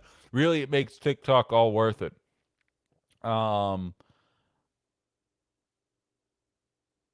But in any event, it was definitely an interesting conversation. And for the record, Katrina and Rick will be on this show as well. Mark took the initiative and reached out to me, so we got him on here first. That's always the best way to get on this show, is just to reach out and ask me, and I'll probably do it. I am going to reach out and get the other two on, whether it be tomorrow, Friday, Monday, or Tuesday. We'll see. The goal is to get them on, to get David Crowley, and maybe see if we can't get one more visit from Fran before the end. But again, I have a feeling she's going to be going all over the place, and she already gave me an interview. All of that is available on my YouTube page. There's also an interview with Kelda Royce there as well for the governor's race. But so, I mean, all in all, it was a good day. Good day, I'd say. Now you've got an internet. I'll resend the article about Trump's pre-crime. Please do, and I'll actually start to be able to have real information again, rather than just look up a couple of polls and bitch about centrist libs for 2 hours every single day. We'll be able to get back into it here. Although it is August and like Congress is they're out of commission for like 4 weeks. Thankfully, we've got elections and shit that I can talk about, but like this is like in Pittsburgh when the Penguins get knocked out of the playoffs and then like the Steelers are still 2 months away, and like you're not going to talk about the fucking Pirates. Like if you do sports radio, what the hell do you talk about in Pittsburgh in July and August? Nothing. Like this is that moment. We'll get there. Justin saying this is the best 2 hours of his day. That's incredibly nice. I appreciate that very much. Alex says the same thing. Wow. That's overwhelming. I don't know why. But I appreciate you guys so much for sticking around. I can't tell you how nervous I was during the internet situation that all of you guys were going to bail. I'm like, they're going to forget. They're not going to be here anymore. The show sucks right now. And so many of you guys toughed it out, and it's only going to get better. We're going to be in the new studios. I'm slowly moving. If you guys look around, you'd see a bunch of my shit in boxes everywhere right now. This will be some of the last stuff to take down. Violated Elf said, I'm so upset when you're not on. Ah, buddy, I appreciate you. If you're ever in Wisconsin, we'll have to meet up. Violet says, we missed you. Allie said, I too enjoy this time. You guys are great. You guys are absolutely great. Yeah, Jarmani, forget. Spider-Man's right behind me. Everyone forgot who Spider-Man was for a while. It was devastating. Technically, they still don't know. Jeff says if the municipality doesn't sell out to the data center, property taxes would benefit the entire community. Kelda Royce has a plan for this. There you go.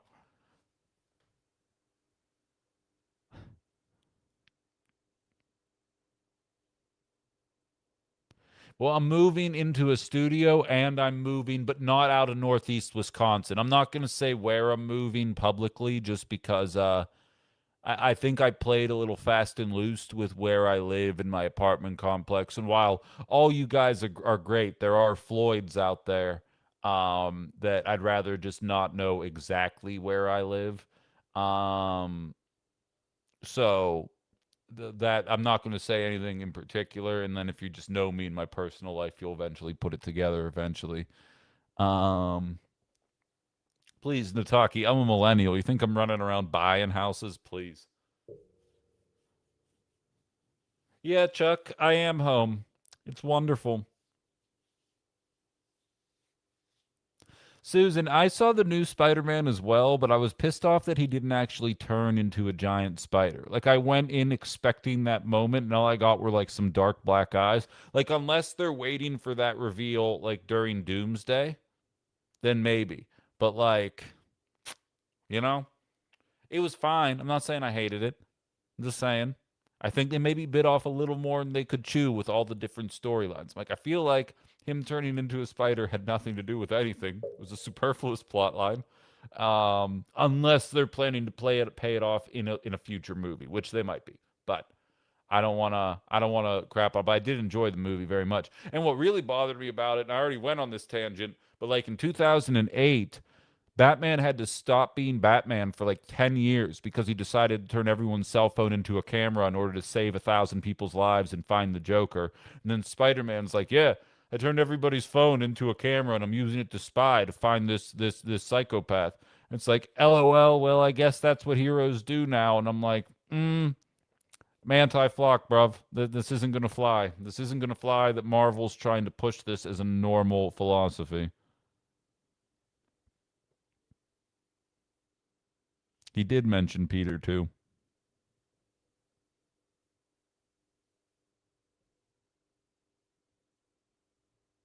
Wait, what did Ferg say? Basketball and volleyball are DEI sports, so uncoordinated tall people can feel like they are athletic. Well, not basketball. Basketball, when basketball starts in October, like you'll see a Sports Center top 10 highlight, and you're like, son of a bitch, I forgot how athletic these guys are. And then by November, I'm like, all right, come and find me when the playoffs start. I'm bored. Volleyball, however, that was literally my joke. I said, I'm tall, but I'm only coordinated for at most 3 steps. So volleyball is left, right, left, up, bang, bada bing, bada boom. All of a sudden, I'm an athlete. I'm right there with you. That's DEI for tall people. OG Justin says Royce seems to have the strongest anti-ice viewpoints. Brennan and Crowley seemed quiet on all that. All of them are quiet on exact pew pew control policies. Sure. Ping pong is DEI. Then Justin says, I'm glad I wasn't the only one to pick up on how nonchalant they made that scene. Oh, it drove me nuts. It drove me nuts as soon as it happened, and I'm very on edge with that stuff right now. Once I saw the flock camera go up pointing at the parking lot in a marijuana store on the border of Michigan and Wisconsin, I was like, I know how that goes. And again, I'm not spreading conspiracy theories, but I got fired about 2 weeks after I called out the mayor of Neenah and the chief of police in Neenah for being jagoffs about our thoughts on flock cameras. Can't guarantee that's what happened. I'm just giving you guys a timeline and letting you guys fill in the blanks. But 2 weeks prior to that, I called them out right to their faces by name and then called them out on my airwaves.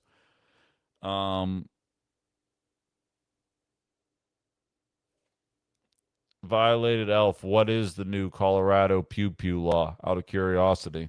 That might be a tomorrow topic, but I'm interested in it. Message it to me if I don't stick around long enough for you, or if I don't see it before I roll out of here. But yeah,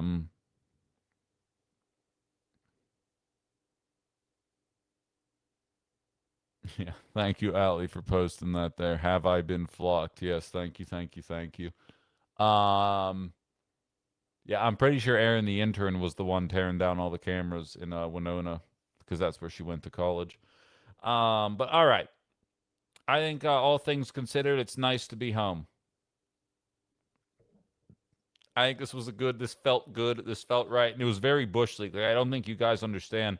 I had the internet guy here from 8 to 9. I normally have been going to Justin's house or another person's house and like prepping for 1 hour before the show just so I had a little bit of info. We didn't do any of that today. All I knew was Mark Scheffler was coming on, and I knew El Sayed had won the primary.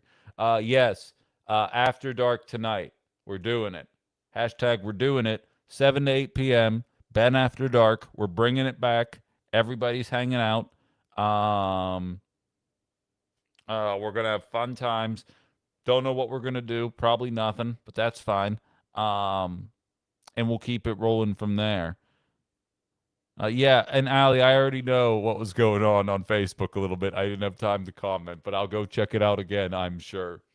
I was feeling objectified, all right? Where's HR? Where's outside the box HR? Who did I put in charge of that? Susan, is that you?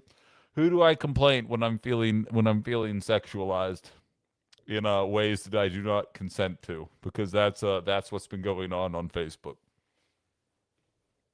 Hashtag you're all canceled. Yeah. Okay.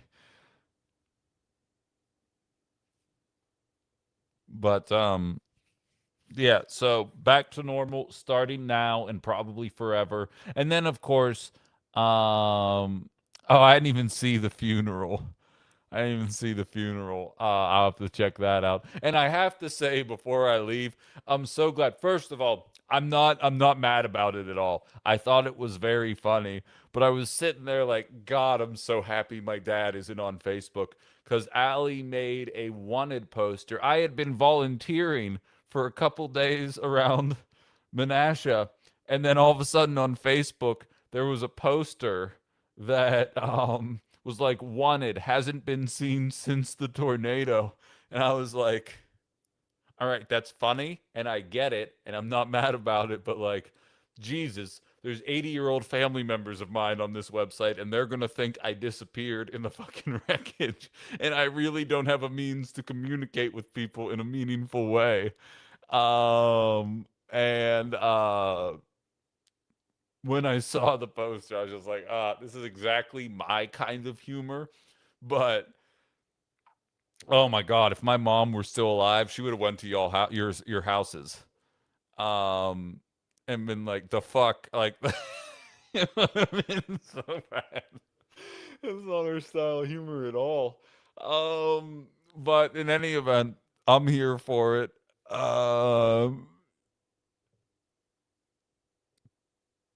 It wasn't my idea to mass share. Thank you very much. That was for Gamer. Well, it got out there. It made it to me even without the connection. So I found that very funny though.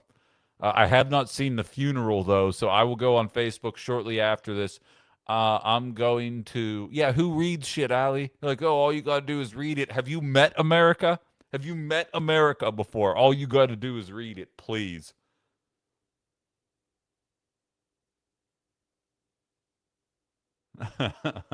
Yeah, okay. All right. I'm gonna go get some lunch. And then I'm gonna go on Facebook, and I'll set up some game plans here for Ben After Dark. After that, and we'll get it together. That's going to be at 7 p.m. tonight. Laid back show. I really just want to reconnect with all the regulars. We'll just have fun. Maybe I'll do a little bit more politics. We'll see what happens over the course of the next 6 or 8 hours, and we'll meet back up then. If you can't make Ben After Dark, make sure you tune in tomorrow at 9. I don't have any interviews scheduled yet, but I'm willing to bet either Rick Crossan or Katrina DeVille will be on the show tomorrow. And we'll just go from there. Follow or subscribe to me on YouTube, and if you've already subscribed, as I said, you have to tell 3 friends. Otherwise, I do like Count Patofi in Dark Shadows. You guys remember? He was just like the hand. I do that, but I come out of the toilet is all. So your move at this point, go tell 3 friends. Check out the show. He'll make dated Dark Shadows references from like, when was that show on? Like the 1960s? I don't even know. Loved it as a kid though. I had all the seasons on VHS. It was probably very strange. Not very good. I probably didn't understand what was happening in that show, if I'm being honest. Yes, 5 p.m. Pacific time. So join us, follow my pages, subscribe, and thank you so much for your patience in this time. Could I offer you an egg in this trying time? I think that's my cue to leave. I'm out of here, guys. I will talk to you later tonight.